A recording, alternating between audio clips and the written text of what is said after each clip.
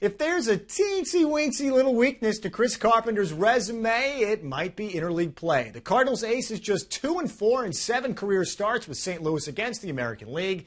Saturday, he faces the Royals. After a lengthy rain delay, the players took the field to bright sunshine, and then Billy Butler got one of these, the nasty hook.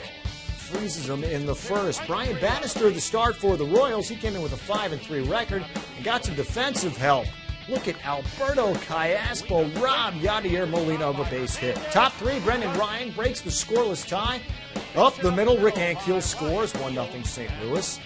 Miguel Olivo swinging in the third, then Carpenter gets Mitch Meyer looking in the fifth. 6 Ks for CC. Albert Pujols, brief slump, but he's back.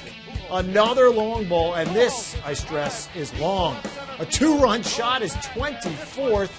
3-0 St. Louis. In the 8th, bases loaded. Mike Jacobs can't get the job done against Ryan Franklin, the closer, who comes in with 2 outs in the 8th. Top 9, Khalil Green gets some insurance for Franklin. With 2 men on, they're now 3 men in. A 3-run shot, Green's 4th of the season. That made it 7-1, and that was your final, folks. Carpenter gets the win, improves to 5-1. 7 2/3 innings pitched, gave up just 1 earned run. Franklin came on to get the 4-out save, his 17th of the season.